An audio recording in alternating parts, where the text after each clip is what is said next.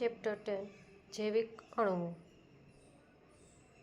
તો સૌપ્રથમ જોઈએ કે જૈવિક અણુઓ કે આ શરીરની રાસાયણિક પ્રક્રિયાઓની સુવ્યવસ્થિત અને સંક્રમિત પ્રગતિ છે જે જીવનનું સંચાલન કરે છે. જૈવિક અણુ શું છે? તો કે જીવંત પ્રણાલી જુદા જુદા જૈવિક અણુઓ જેવા કે carbohydrate, protein, nucleic acid, lipid સંયોજનો વગેરેની બનેલી હોય.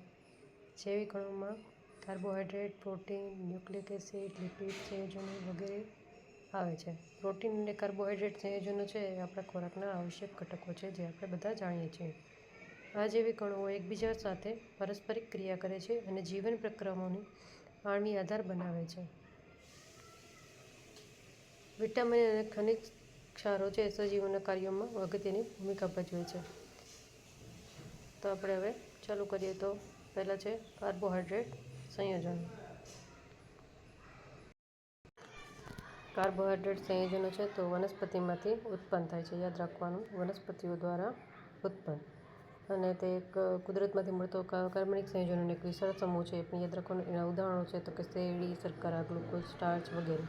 તેનું સામાન્ય સૂત્ર CH(H2O) એ પણ યાદ રાખવાનું. તેને કાર્બનના હાઇડ્રેટ ગણવામાં આવવાથી તેનું કાર્બોહાઈડ્રેટ પાડવામાં આવ્યું. ગ્લુકોઝનું આણ્વિક સૂત્ર બધાને ખબર છે, C6H12O6.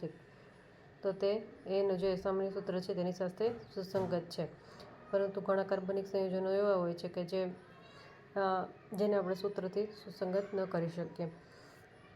એસિટિક એસિડ છે એનું સામાન્ય સૂત્ર સાથે આપણે સુસંગત કરી શકીએ, પરંતુ તે કાર્બોહાઈડ્રેટ નથી. જ્યારે રેમનોઝ છે એ કાર્બોહાઈડ્રેટ છે પરંતુ વ્યાખ્યા સાથે સુસંગત નથી. તો આપણે કાર્બોહાઈડ્રેટની વ્યાખ્યા જોઈએ તો રાસાયણિક રીતે કાર્બોહાઈડ્રેટ સંયોજનો પ્રકાશિત પોલીહાઇડ્રોક્સી આલ્ડીહાઇડ અથવા પોલીહાઇડ્રોક્સી કીટોન અથવા જેમાંથી જળ વિભાજનના અંતે આવા એકમો મળે છે તેવા પદાર્થો છે. કેટલાક કાર્બોહાઈડ્રેટ સંયોજનો સ્વાદગળિયા હોય છે જેને આપણે શર્કરા કહે છે. અત્યંત સામાન્ય શર્કરા કે જેનો આપણે ઘરમાં ઉપયોગ કરે છે તેને સુક્રોઝ કહે છે. અને દૂધમાંથી મળતી શર્કરાને લેક્ટોઝ કહે છે. કાર્બોહાઈડ્રેટ સંયોજનોને સેકેરાઇડ પણ કહે છે. ગ્રીક સેકરોન એટલે કે ગ્રીક શબ્દ છે સેકેરોન, એનો મિનિંગ થાય છે શર્કરા. તેના ઉપરથી તે ઉતરી આવ્યો છે. કાર્બોહાઈડ્રેટ સંયોજનોને વર્ગીકરણ. તો તેનું વર્ગીકરણ છે એ જળ વિભાજન દરમિયાન તેની વર્તણૂકના આધારે કરવામાં આવે છે. એને વર્ગીકૃત 3 પ્રકારે કરવામાં આવે છે. 3 વર્ગોમાં: મોનોસેકેરાઇડ સંયોજનો, ઓલિગોસેકેરાઇડ સંયોજનો અને પોલિસેકેરાઇડ સંયોજનો. તો મોનોસેકેરાઇડ સંયોજનો શું છે? તો કે જે કાર્બોહાઈડ્રેટ સંયોજનોનું પોલીહાઇડ્રોક્સી આલ્ડીહાઇડ કે પોલીહાઇડ્રોક્સી કીટોનમાં વધુ સરળ એકમોમાં જળ વિભાજન કરી ન શકાય તેને મોનોસેકેરાઇડ કહે છે. કુદરતી રીતે આવા આપણા 20 મોનોસેકેરાઇડ છે. એના ઉદાહરણ યાદ રાખી લેવાના: ગ્લુકોઝ, ફ્રુક્ટોઝ, રિબોઝ. પછી તેના પછીનું છે ઓલિગોસેકેરાઇડ. તો કે ઓલિગોસેકેરાઇડ કોને કહી શકાય? જ્યારે આપણે જળ વિભાજન કરીએ ત્યારે 2 થી 10 મોનોસેકેરાઇડ એકમો મળે તેને ઓલિગોસેકેરાઇડ કહેવાય. અને તેને જળ વિભાજનથી પ્રાપ્ત થતા મોનોસેકેરાઇડના એકમોના આધારે તેને ડાયસેકેરાઇડ, ટ્રાઇસેકેરાઇડ, ટેટ્રાસેકેરાઇડ સંયોજનોમાં વર્ગીકૃત કરી શકાય છે. એમાં બધામાં ડાયસેકેરાઇડ અતિ સામાન્ય છે. ડાયસેકેરાઇડના જન્મ વિભાજનથી મળતા 2 મોનોસેકેરાઇડના એકમો સામાન્ય રીતે સમાન હોય કે જુદા જુદા હોઈ શકે છે. સુક્રોઝનું જળ વિભાજન કરીએ તો ગ્લુકોઝ અને ફ્રુક્ટોઝના 1 અણુ મળે, જ્યારે માલ્ટોઝનું જળ વિભાજન કરીએ તો માત્ર ગ્લુકોઝના 2 અણુઓ જ મળે છે. આ યાદ રાખવાનું. ત્યારબાદ જોઈએ તો પોલિસેકેરાઇડ સંયોજનો. પોલિસેકેરાઇડ સંયોજનો છે જે કાર્બોહાઈડ્રેટ સંયોજનોના જળ વિભાજનથી અત્યંત વધુ સંખ્યામાં મોનોસેકેરાઇડ એકમો મળે છે તેને પોલિસેકેરાઇડ સંયોજનો કહે છે. એનું કેટલાક સામાન્ય ઉદાહરણમાં સ્ટાર્ચ, સેલ્યુલોઝ, ગ્લાયકોજન, ગુંદર વગેરે છે. પોલિસેકેરાઇડ છે એ સ્વાદે મીઠા ન હોય એટલે આપણે એને અશર્કરા પણ કહેવાય છે. કાર્બોહાઈડ્રેટ સંયોજનોને રિડ્યુસિંગ શર્કરા અથવા નોન રિડ્યુસિંગ શર્કરા પણ કહેવામાં એને વર્ગીકૃત કરવામાં આવે છે. હવે જે રિડ્યુસિંગ શર્કરા કોને કહેવાય? તો કે જે ફેરીનું દ્રાવણ અને ટોલેન્સ પ્રક્રિયાનું રિડક્શન કરી શકે તેને આપણે રિડ્યુસિંગ શર્કરા કહે છે. બધા મોનોસેકેરાઇડ સંયોજનો પછી તે આલ્ડોઝ હોય કે કીટોઝ એ બધા પણ રિડ્યુસિંગ શર્કરા જ છે. હવે મોનોસેકેરાઇડના સંયોજનો. તો કે મોનોસેકેરાઇડના સંયોજનો છે એને ફરીથી આપણે વર્ગીકૃત કરવામાં આવે છે. કઈ રીતના? તો કે કાર્બન પરમાણુઓની સંખ્યા અને ક્રિયાશીલ સમૂહના આધારે.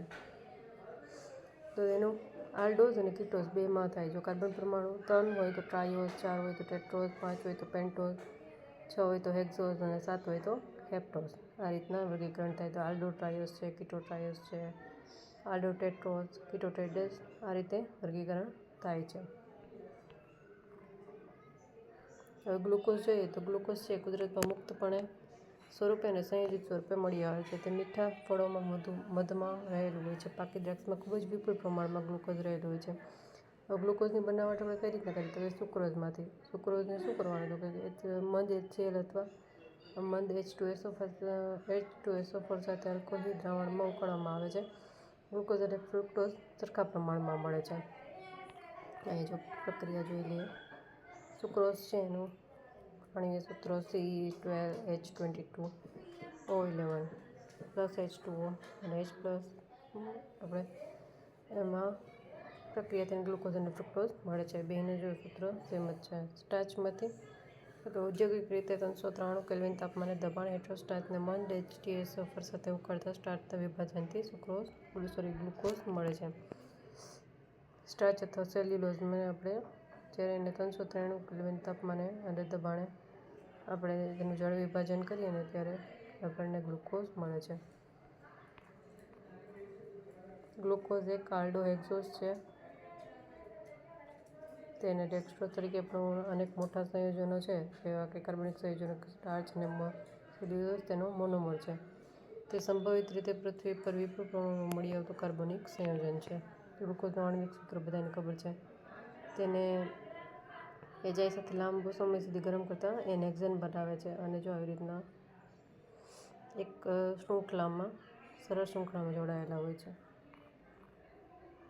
જે ગ્લુકોઝનું હાઇડ્રોક્સિલ એમાઇન સાથે પ્રક્રિયા કરતા ત્યારે હાઇડ્રોક્સિલ એમાઇન સાથે પ્રક્રિયા કરાવીએ ને ત્યારે આપણને ઓક્ઝાઇમ બનાવે છે અને એના આપણે જ્યારે હાઇડ્રોજન સાયનાઇડના એક અણુ એને સાથે ઉમેરીને તો સાયનોહાઇડ્રાઇડ બને છે.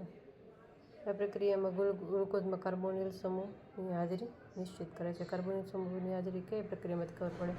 તો કે હાઇડ્રોક્સિલ એમાઇન અને સાયનોહાઇડ્રીન સાથેની જે પ્રક્રિયા છે ને તેના દ્વારા ખબર પડે છે. ગ્લુકોઝનું બ્રોમિન જળ જેવા મંદ ઓક્સિડેશન કરતા સાથે પ્રક્રિયા કરે ને તો 6 કાર્બનવાળો કાર્બોક્સિલિક એસિડ ગ્લુકોનિક એસિડમાં ઓક્સિડેશન પામે છે. એ આપણને ગ્લુકોઝમાં કાર્બોનિલ સમૂહ આલ્ડીહાઇડ સ્વરૂપે હાજર છે તે દર્શાવે છે. ગ્લુકોઝના એસિટિક એનહાઇડ્રાઇડ સાથેના એસિટાઇલેશન ગ્લુકોઝ પેન્ટાએસિટેટ બને છે જે 5OH- સમૂહોની હાજરી નિશ્ચિત કરે છે. જોકે ગ્લુકોઝ છે એ સ્થાયી સંયોજન છે જેથી 5OH સમૂહ જુદા જુદા કાર્બન પરમાણુ સાથે જોડાયેલા હોવા જોઈએ.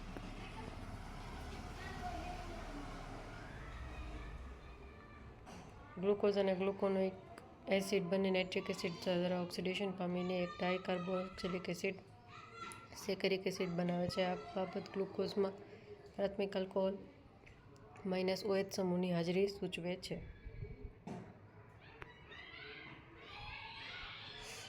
પછી આપણે આ લેબર સિસ્ટમમાં બહુ ઇમ્પોર્ટન્ટ છે નહીં.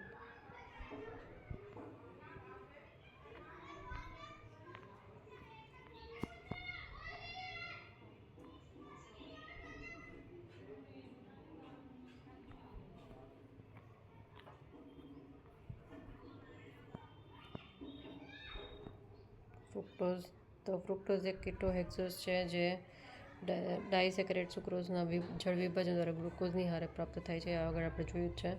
કુદરતી રીતે ફળો, મધ અને શાકભાજીમાં મળતો મોનોસેકેરાઇડ છે તે શુદ્ધ સ્વરૂપ પણ આપનાર પદાર્થ તરીકે વપરાય છે. તે અગત્યનો કીટોહેક્સોઝ પણ છે. તેનું સામાન્ય આણ્વિક સૂત્ર C6H12O6 છે. ફ્રુક્ટોઝમાં બીજા કાર્બન પરમાણુ પર કીટોનિક ક્રિયાશીલ સમૂહ હાજર હોય છે અને ગ્લુકોઝની જેમ તે 6 કાર્બન પરમાણુની સરળ શૃંખલામાં જોવા મળે છે. ગ્લુકોઝ તેમાં પ્લસ શ્રેણી જોવા મળે છે, આમાં માઇનસ શ્રેણી જોવા મળે છે.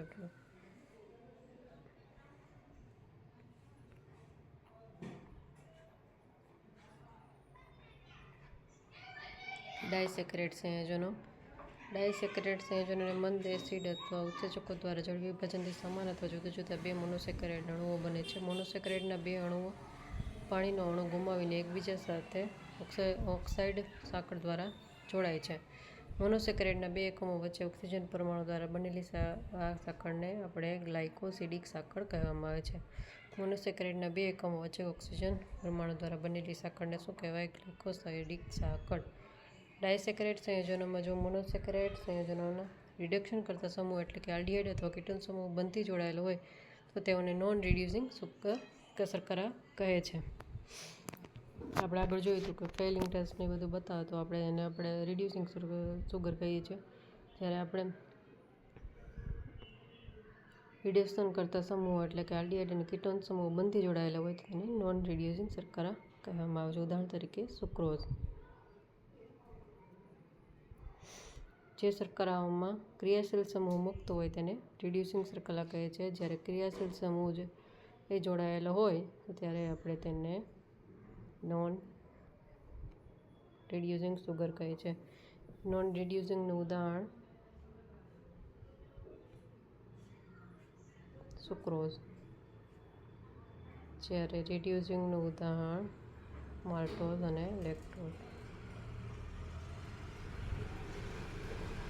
સુક્રોઝ એ સામાન્ય ડાયસેકેરાઇડ છે જે જળ વિભાજનથી D+ ગ્લુકોઝ અને D- ફ્રુક્ટોઝ સમમોલર મિશ્રણ આપે છે.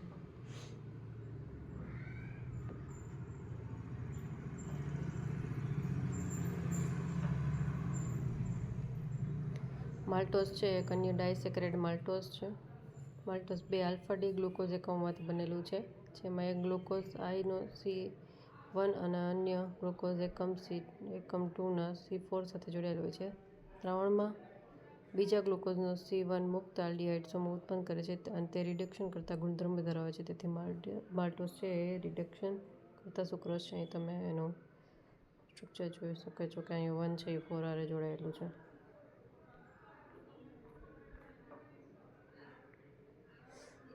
લેક્ટોઝ. આ ડાયસેકેરાઇડ દૂધમાંથી મળી આવતા હોવાથી તે સામાન્ય રીતે દૂધ શર્કરા તરીકે ઓળખવામાં આવે છે.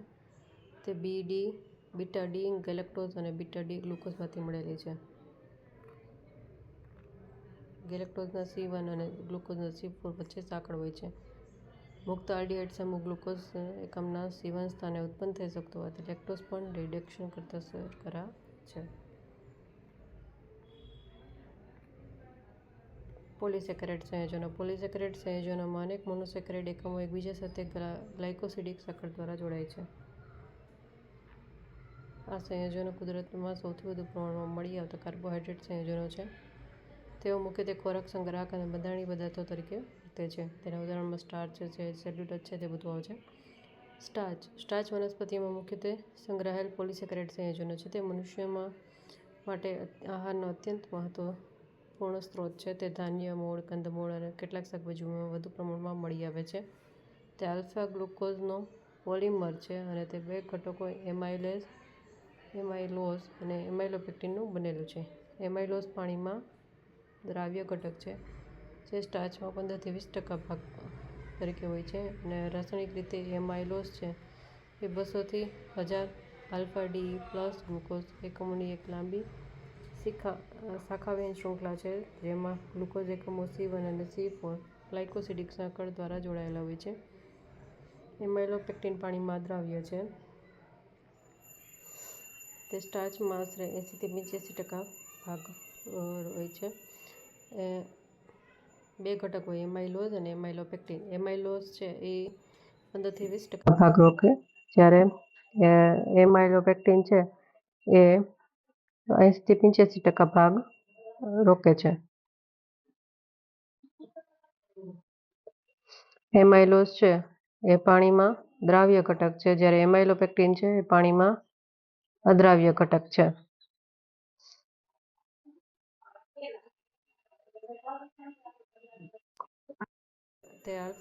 એમાઇલોપેક્ટિન છે એ આલ્ફા-ડી ગ્લુકોઝ એકમોની શાખિત શૃંખલા હોય છે. તેમાં C1 અને C4 ગ્લાયકોસિડિક સાંકળ શૃંખલા રચાય છે, જ્યારે C1 અને C6 ગ્લાયકોસિડિક સાંકળ દ્વારા રચાય છે. આ એમાઇલોઝ છે તેનું બંધારણ. અહીં એમાઇલોપેક્ટિનનું બંધારણ છે. તે આપણે બહુ કંઈ એક્ઝામમાં ઉપયોગી છે નહીં, પણ તો જોયું હોય તો કદાચ એમ કે પૂછી દે તો કામ આવે. સેલ્યુલોઝ. સેલ્યુલોઝ વનસ્પતિમાં વિશિષ્ટ રીતે બને છે અને તે વનસ્પતિ સૃષ્ટિમાં વિપુલ પ્રમાણમાં મળી આવતો કાર્બનિક પદાર્થ છે. તે વનસ્પતિ કોષમાં કોષ દિવાલનો મુખ્ય ઘટક છે, આપણે બધાને ખબર છે.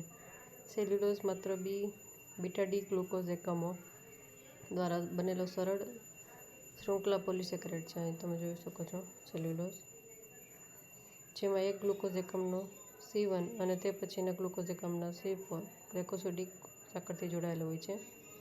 ગ્લાયકોજન. પ્રાણી શરીરમાં કાર્બોહાઈડ્રેટ સંયોજનોને ગ્લાયકોજન કહે છે. તેના બંધારણમાં એમાઇલોપેક્ટિન સમાન હોવાથી તે પ્રાણી સ્ટાર્ચ તરીકે ઓળખાય છે. પ્રાણી સ્ટાર્ચ તરીકે ગ્લાયકોજન. તે એમાઇલોપેક્ટિન કરતાં વધુ શાખિત હોય છે. યકૃત, સ્નાયુ અને મગજમાં હાજર હોય છે. જ્યારે શરીરને ગ્લુકોઝની જરૂર પડે છે ત્યારે ઉત્સેચકો ગ્લાયકોજનને તોડીને ગ્લુકોઝ બનાવે છે. ગ્લાયકોજન યીસ્ટ અને ફૂગમાં પણ જોવા મળે છે. કાર્બોહાઈડ્રેટ સંયોજનોનું મહત્વ. કાર્બોહાઈડ્રેટ વનસ્પતિઓ અને પ્રાણીઓ બંનેના જીવન માટે આવશ્યક છે. તેઓ આપણા ખોરાકનો મુખ્ય ભાગ બનાવે છે. ઔષધોના આયુર્વેદ પ્રણાલીમાં શક્તિના તાત્કાલિક સ્ત્રોત તરીકે વૈદ્યો દ્વારા મધનો ઉપયોગ લાંબા સમય સુધી થયો છે. વનસ્પતિમાં સંગ્રાહક અણુ તરીકે કાર્બોહાઈડ્રેટ સ્ટાર્ચ પ્રાણીમાં ગ્લાયકોજન વપરાય છે. બેક્ટેરિયા અને વનસ્પતિની દિવાલ કોષ દિવાલ સેલ્યુલોઝની બનેલી હોય છે. લાકડાના સ્વરૂપમાં રહેલા સેલ્યુલોઝ દ્વારા આપણે ફર્નિચર વગેરે બનાવીએ છીએ.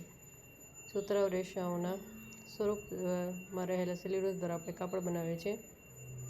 તેઓ અનેક અગત્યના ઉદ્યોગો જેવા કે કાપડ, કાગળ, વાર્નિશ અને માદક પીણા માટે કાચો માલ પૂરો પાડે છે. ન્યુક્લિક એસિડના સંયોજનોમાં 2 આલ્ડોપેન્ટોઝ જેવા કે ડી-રિબોઝ અને 2-ડીઓક્સી-ડી-રિબોઝ હાજર હોય છે. જૈવિક તંત્રમાં કાર્બોહાઈડ્રેટ સંયોજનો અનેક પ્રોટીન અને લિપિડ સંયોજનો સાથે સંયુક્ત અવસ્થામાં મળી આવે છે. પ્રોટીન સંયોજનોથી આપણે આના પછીના લેક્ચરમાં જોઈશું. Thank you.